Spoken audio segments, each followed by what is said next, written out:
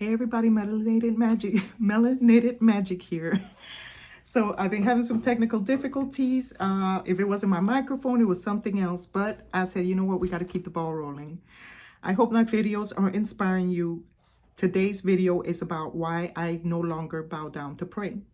And to be honest with you, I have not bowed on my knees to pray to the Most High for about 20 years now that I could recall.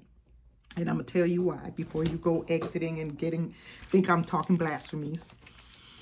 So back in my way younger years, I believe I was in my early 30s. Anyway, I think I just gave my age away. I just had to pause and think about that. But yeah, I am a matured woman. And the Most High told me that I didn't have to get on my knees to pray to him. And I was like, that's what I've been taught. That's what everybody does. That's reverence. That's how I respect you. I get on my knees to pray. And he said, no, that's religion. There's nowhere in the scriptures that where I tell you got to bow down to me. In the New Testament, you could Google everything. Well, the one they call Jesus, I call him T.H.U.G. You could call him whatever you desire. He said, no longer do I call you servant, but I call you friend. That is a deep parable in itself that I could break down in a whole nother video, but today's video is not about that. But he said, I call you friend. So a servant bows down before their master, but a friend sits to talk to their friend. So I said, well, then if I don't get on my knees, how do I pray to you? He says, see, church and religions teach you how to bow down, how to say certain repetitive prayers. You got to have all these fancy words. That's not me. That's not who I am.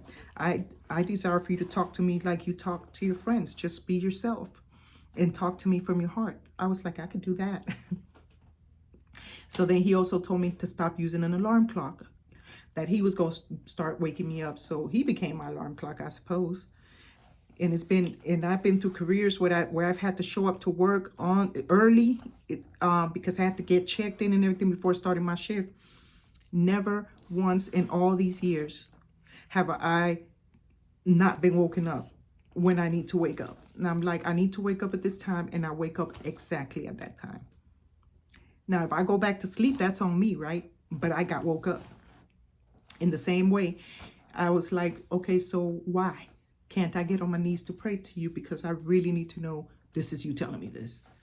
He said, well, when you are with your husband, don't you all lay down in bed and talk about things while you're cuddling? Or don't you sit to talk to your partner? In Isaiah 56, it says, I am now your husband.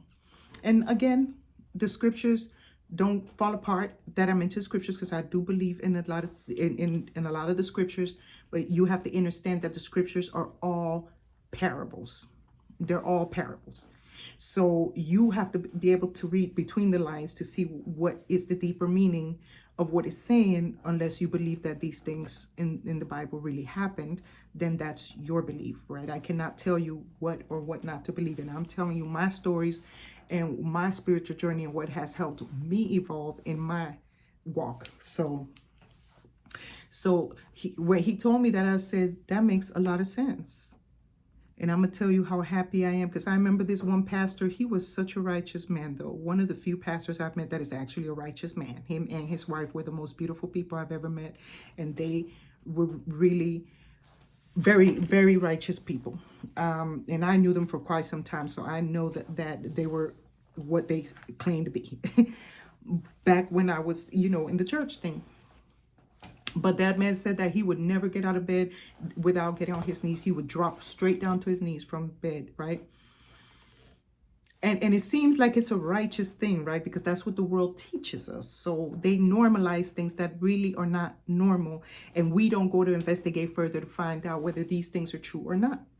So that made a lot of sense to me. And it's true. It's nowhere in the Bible, nowhere in the scriptures. I don't know about other scriptures, because I've read different, from the Hebrew to the Christian, the Catholic.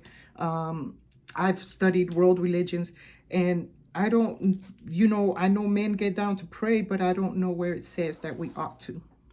So So that made sense to me, especially now that I'm an older woman and my knees are not what they used to be. I have to speak life over my little bones, my achy bones. So, so anyway, try it. Try talking to the Most High like how I'm here having a conversation with you. See how you feel when you talk to the Most High without being religious about it, without getting on your knees and having to say all these repetitive prayers, because he doesn't like that, because he knows that it's not coming from the heart. It's just a repetition. He desires to know what you're going through. Like sometimes I am vexed and frustrated and I'm like, okay, I'm really having a freaking hard day. And once in a while, my tongue slips because I already told you I got a loose tongue. But that's how I talk to, because I'm like, well, you told me to talk to you, like how I do to my friends. That's exactly, because the Most High already knows what you're going through. The Most High just wants to see if you're going to trust him in what you're going through. If your faith in what he could deliver you from is going to be greater than what you're enduring at the moment. So no, I don't bow down to prayer, and I've manifested many a thing by the hand of the Most High, because that's what the Most High blesses you with something. He adds no troubles to it. So if it's too much troubles with what you're trying to do, it might not be blessed by the Most High. Consider the source where that is coming from, or who you're praying to, right? So I know what relationship I have with the Most High, especially at this level, because a lot of times when you learn these things, it comes with time. You don't learn these things overnight. It takes you establishing your own personal relationship with the Most High. And see, when I did that, I didn't have to go explain to a pastor why I don't get down on my knees and pray. Hey, you want to get on my knees? I would do it out of respect to them, because they would not understand why I don't get on my knees. And I didn't want to seem disrespectful. That's just like going to people's home and not bringing a gift, right? It's about manners. Or they're eating something, and let's say I don't eat pork anymore, but if they're cooking pork, why am I going to come and force my beliefs on you, and I'm your invited guest? Although as an invited guest, it would be polite for you to ask, hey, do you eat pork, right? But that's neither here nor there. Point being that it's about manners and respect, which this society has lost, and we need to get back to that. So that's why I do not bow on my knees to pray. I'm glad I don't have, because I felt like that was bondage, and it comes from a place of fear, and they make it seem like the Most High is this mean creator that if you don't do what he says, you're going to get, no, you reap your own consequences according to your actions, because a lot of people are waiting for somebody to come and save them and rescue them. You got to save yourself.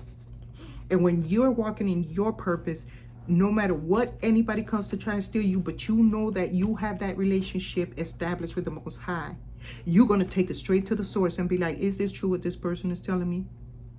Do I need to get on my knees to pray or not?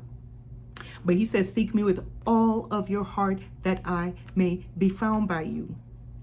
He desires to be found by you, but not if you're doing it half-assed. You can't give him 10% expecting 100%. See, a lot of people look at the Most High like he's a genie in the sky. That's why a lot of people don't even like calling the Most High, talking about the Most High or calling him, because like me, I refer to the Most High as a him. And one day I'm gonna do a video if I decide to delve there, because a lot of people get it like, I gotta give you line by line, precept upon precept, okay? But I'm gonna tell you why I call him a masculine, see him as a masculine energy. Again, you have to establish your own relationship with the divine, with the Most High. You have to do that. Don't let another man determine your relationship with the Most High. And if the Most High said it to you, stop having to go and seek validation from somebody else. If it feels right in your soul, in your spirit, honey, you don't got to tell everybody what you're doing in your spiritual closet. You don't got to explain your spirituality to everybody. I'm here because I'm sharing these things with you, because somebody has to share this information. And I chose to use my big mouth for the good. Okay, so I hope this video helped you. Go and consider whether it makes sense what I'm telling you. I know that I live a very fruitful life. I love the Most High. And A lot of people misunderstand my spirituality because I could go dark mode and light mode, but that's because at the level where I'm at, I've worked for what I've gotten. Like, you cannot get rich overnight and think that you're going to prosper overnight when you don't know the first thing about running a business. You know, things like that. Some things happen with time. You got to work on it moment by moment by moment as you go increasing in knowledge, wisdom, and understanding. I hope that makes sense. Put that in your pipe and smoke it. And I'm going to see you next time. Peace. I'm out.